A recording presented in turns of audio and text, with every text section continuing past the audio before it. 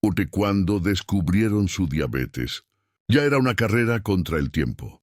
¿Alguna vez has sentido que tu cuerpo te estaba gritando algo que simplemente no querías escuchar? Para Miguel Hernández, ese grito había sido un susurro ignorado durante años. A sus 42 años, con las manos callosas de quien ha pasado media vida bajo el capó de automóviles, Miguel se consideraba un hombre fuerte, inquebrantable. Su taller mecánico en la colonia Narvarte de Ciudad de México era su segundo hogar, un lugar donde el olor a aceite de motor y metal se mezclaba con el sonido constante de las herramientas. Pero últimamente algo andaba mal. La sed que lo perseguía era insaciable.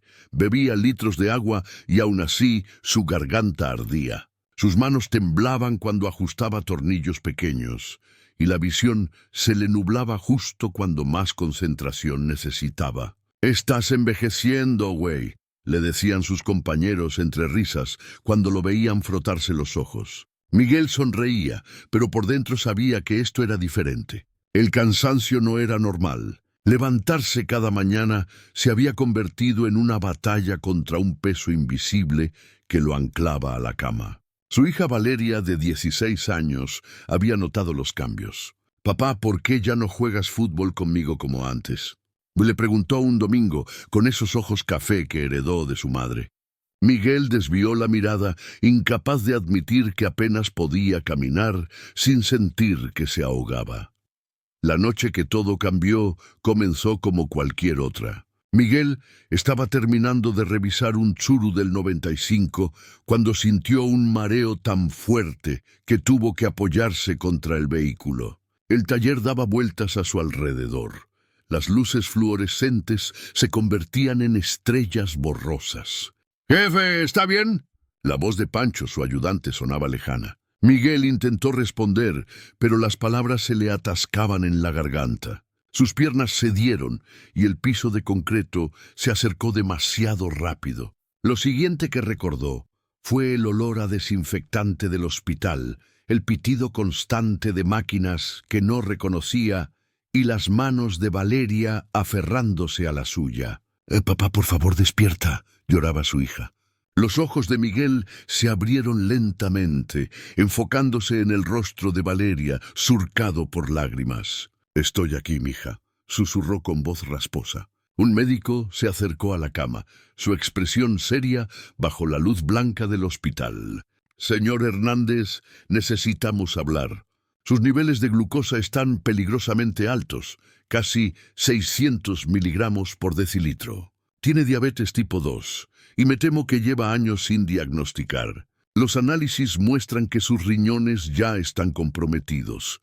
Las palabras cayeron como piedras en el estómago de Miguel. Diabetes, riñones, años. ¿Cómo había permitido que llegara a esto? ¿Cuántas veces ignoramos las señales porque nos da miedo lo que podríamos descubrir? Miguel pasó los primeros días en el hospital en un estado de negación absoluta. «Tiene que haber un error», le decía al médico, al doctor Ramírez, un hombre de mediana edad con paciencia infinita. «He trabajado toda mi vida, doctor. No puedo estar enfermo». Pero los números no mentían. Examen tras examen confirmaba la misma realidad aterradora. Su cuerpo había estado fallando silenciosamente mientras él se negaba a escuchar.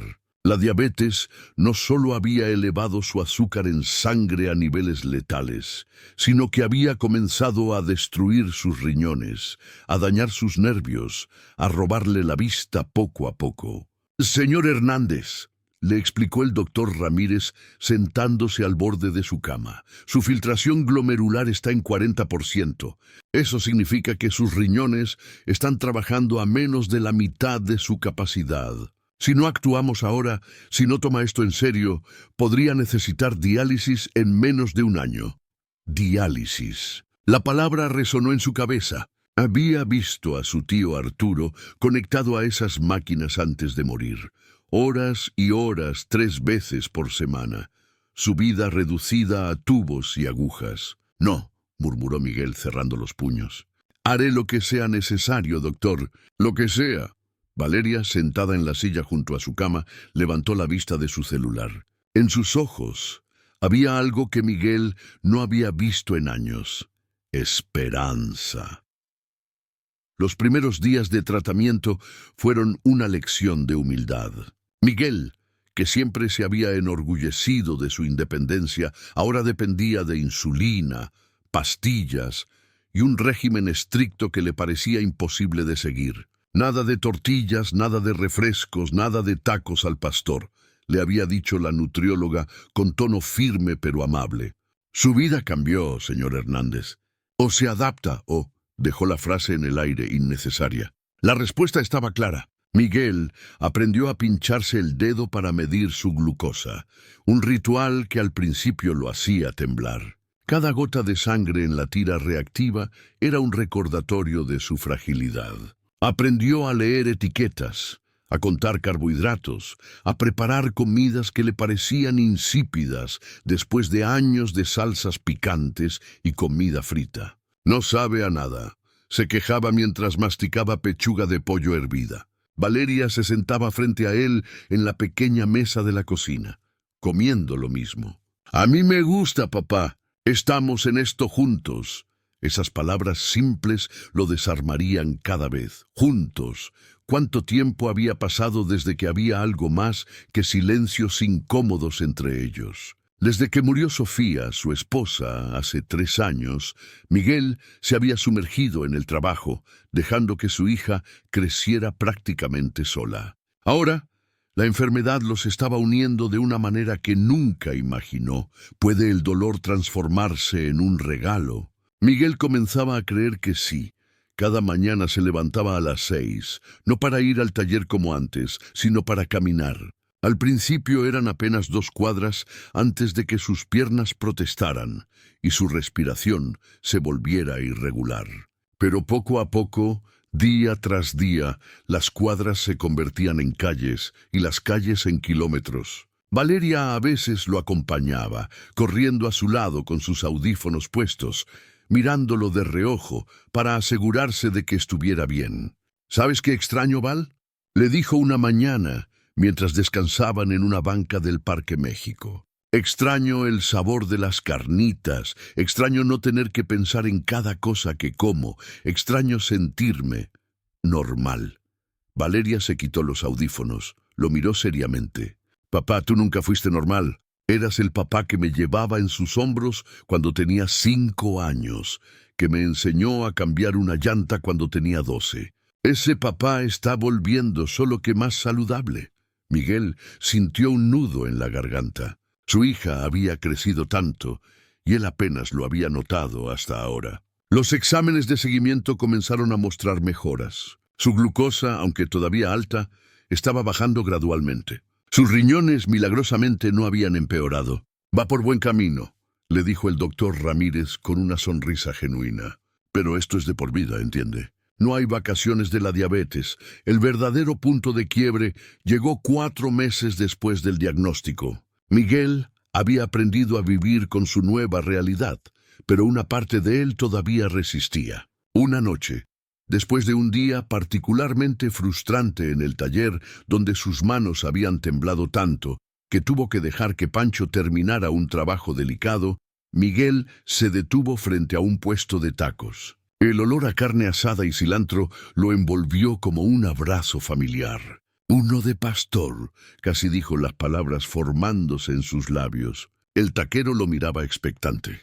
Por un momento, Miguel se imaginó el sabor, la textura, ese momento de puro placer que tanto extrañaba. Pero entonces vio su reflejo en el vidrio del puesto. Estaba más delgado, sí, pero sus ojos se veían más claros, más vivos de lo que habían estado en años. Y en ese reflejo vio algo más: la imagen de Valeria graduándose de la preparatoria el próximo año, tal vez de la universidad después. Su hija caminando hacia el altar algún día, y él no estando ahí para llevarla porque no había tenido la fuerza de decir que no a un taco.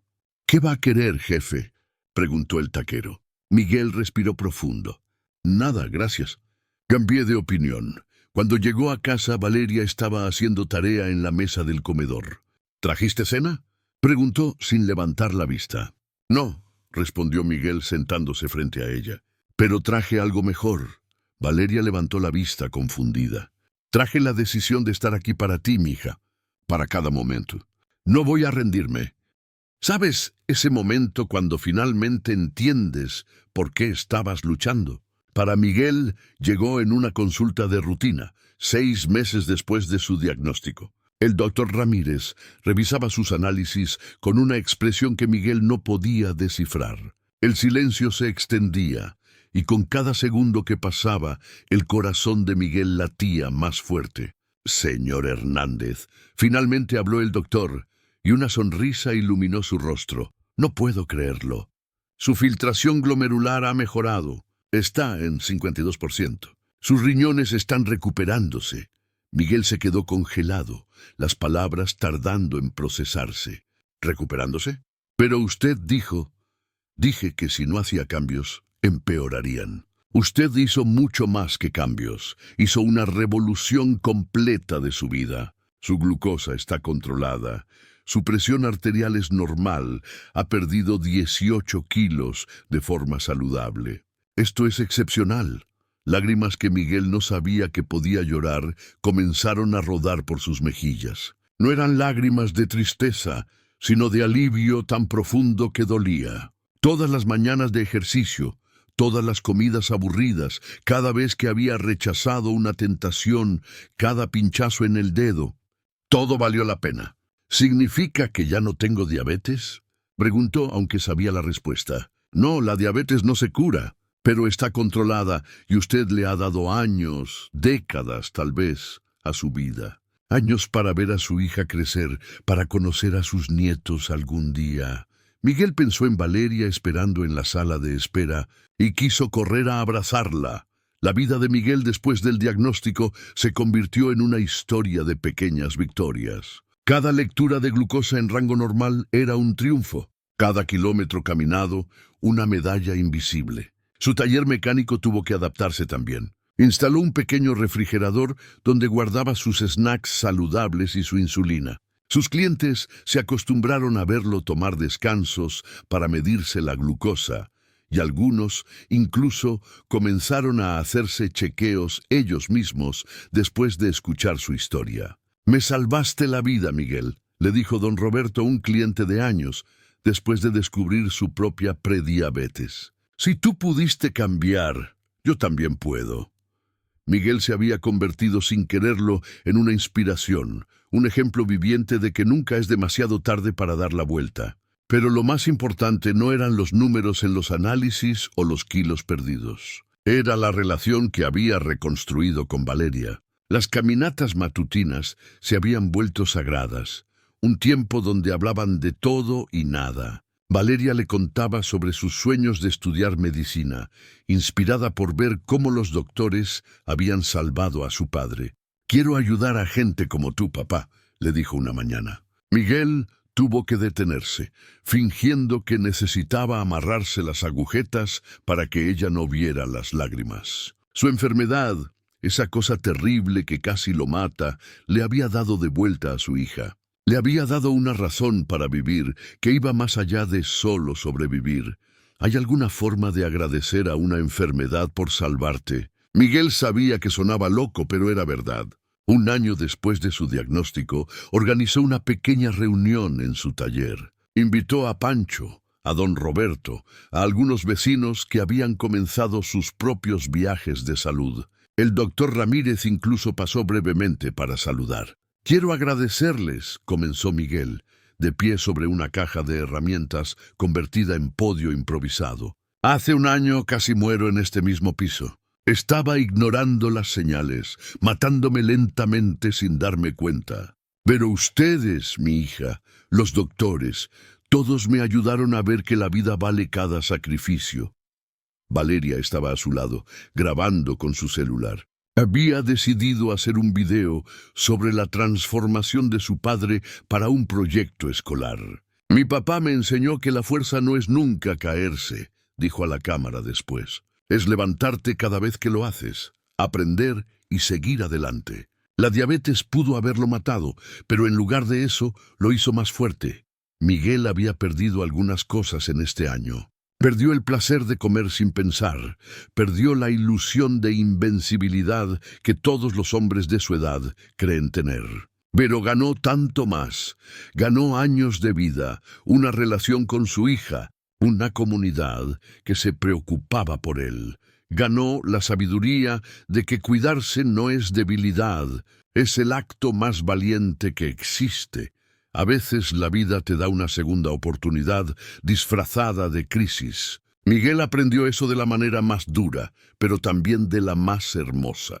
2 años después de aquel desmayo en el taller, de pie en la graduación de preparatoria de Valeria, Miguel sintió una gratitud tan intensa que casi dolía. Su hija, con toga y birrete, buscaba su rostro entre la multitud, y cuando sus ojos se encontraron, ella sonrió con lágrimas en las mejillas. «Este diploma es para mi papá», dijo Valeria en su discurso de graduación, sorprendiendo a Miguel, quien me enseñó que nunca es tarde para cambiar tu historia, que la salud es el mejor regalo que puedes darte, y que el amor verdadero se demuestra en las pequeñas decisiones diarias. Miguel lloró abiertamente, sin vergüenza. Sus compañeros del taller que habían venido a apoyar palmearon su espalda. Su glucosa estaba perfecta esa mañana, lo había checado. Sus riñones funcionaban casi normal. Había corrido 5 kilómetros el día anterior sin detenerse. La diabetes seguía ahí, siempre estaría, pero ya no era su dueña. Era simplemente parte de su historia, un recordatorio diario de que la vida es frágil y preciosa y que cada día saludable es un regalo que no debe desperdiciarse. «Te amo, mija», susurró cuando Valeria lo abrazó después de la ceremonia. «Te amo tanto que aprendí a amarme a mí mismo para poder estar aquí contigo». Y en ese abrazo, rodeados del sol de mediodía de la Ciudad de México, Miguel entendió que su carrera contra el tiempo no había terminado, solo había cambiado de dirección. Ya no corría huyendo de la muerte, corría hacia la vida, hacia cada amanecer, hacia cada momento con las personas que amaba. Esta vez sabía que llegaría. Fin.